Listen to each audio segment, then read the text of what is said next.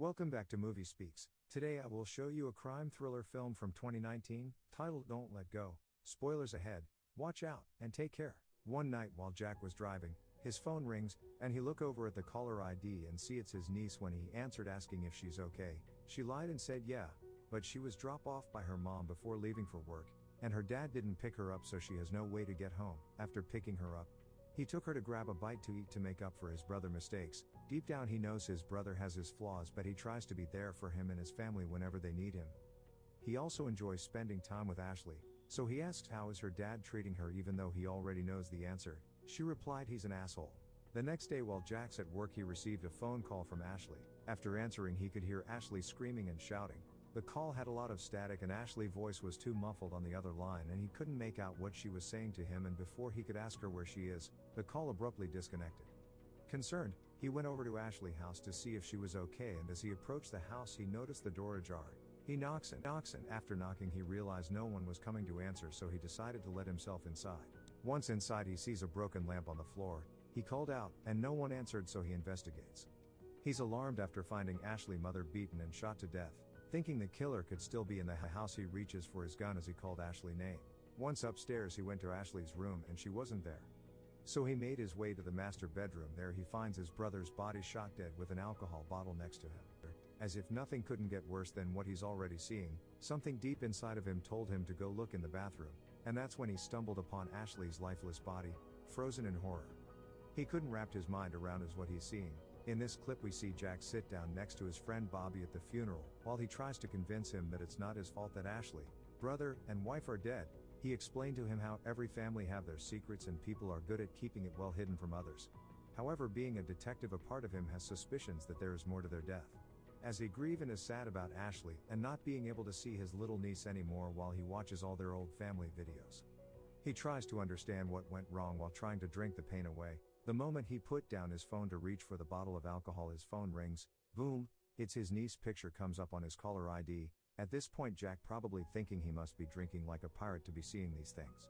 As he hesitates to pick up and not knowing if he's up or down, or it could be the killer calling him from her phone, he tries slowly to pick up, but by the time he could answer it was too late. The call was sent to voicemail.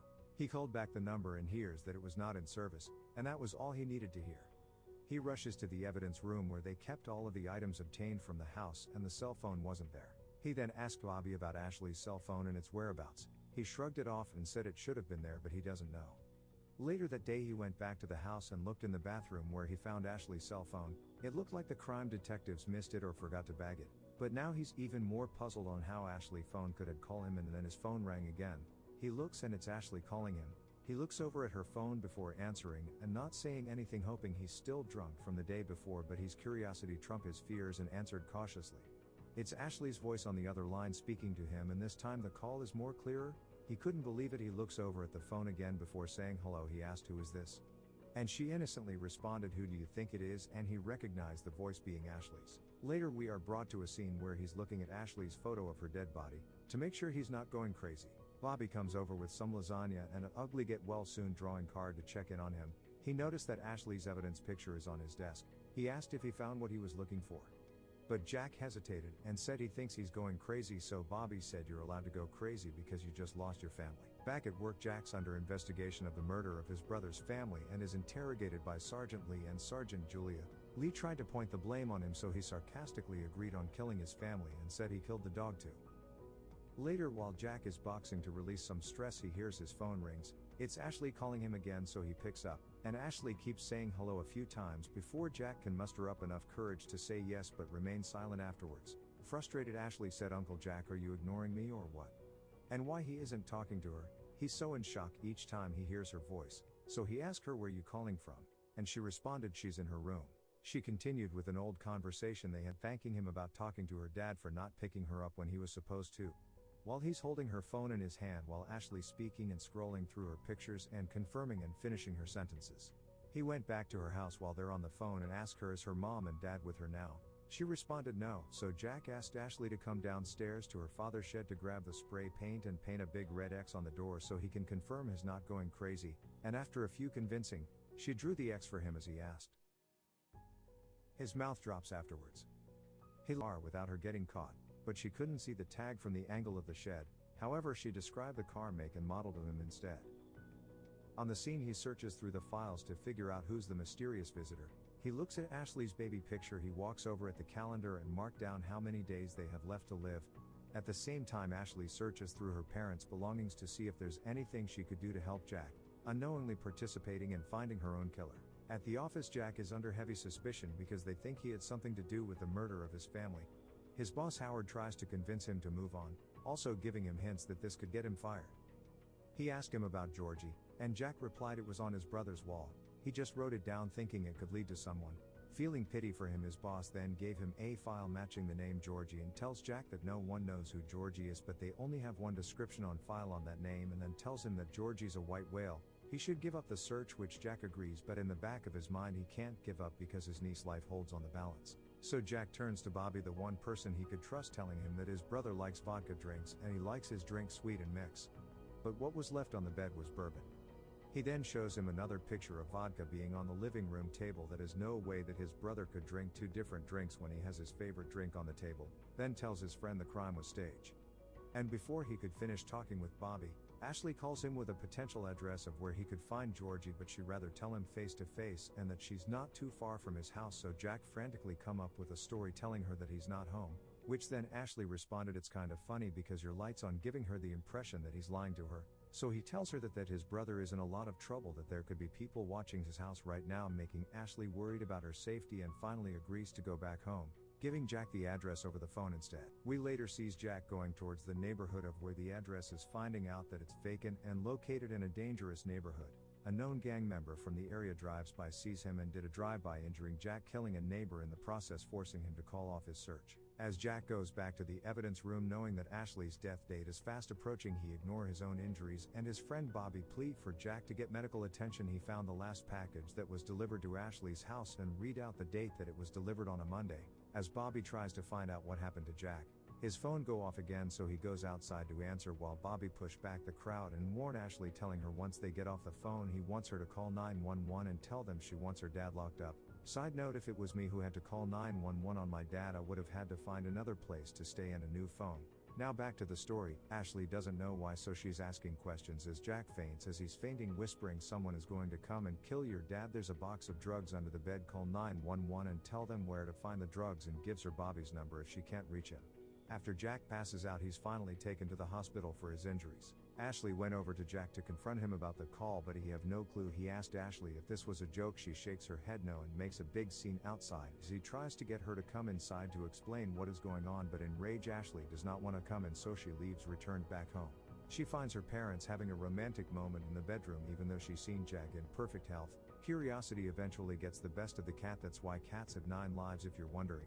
Little Ashley gets curious and want to know what's under the bed, if there's really drugs under there. As she approaches, she sees parts of the box under the bed but can't open it since her parents are right there. Even while she's mad at Jack and feels like she can't trust him, she goes behind the house and calls the cops anyway.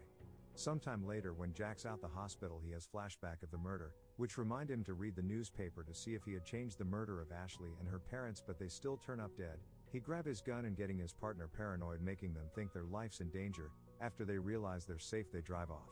Meanwhile, Ashley stumbled upon the car that she saw previously parked in her parents' garage and goes to investigate. As she gets closer, she sees few thugs beating up her dad. "If that was your dad there, about to get eaten up by those hyenas over there, would have called out, 'Leave my daddy alone'? Leave your answer in the comments below." And so she calls Jack to tell him. He asked for her location, so she gave him a license plate number instead. Then her phone died, so her uncle uses the time to run the plate. He found the place, however he can't help Ashley since her timeline is different than his. She's eventually spotted by one of the thugs and she takes off running, and she cuts through a back alley, and Jack ends up in a gun battle. He gets shot and both manage to haul ass, but not before one of the thugs at the scene took Ashley's bag. She manages to reach a nearby diner to recharge her phone, and tells him how she lost her backpack and how it got wet, and as he drives to the same diner, but is disappointed when he realizes Ashley was not there in his current timeline while he busts through the door injured. So he shows his detective badge to calm them down.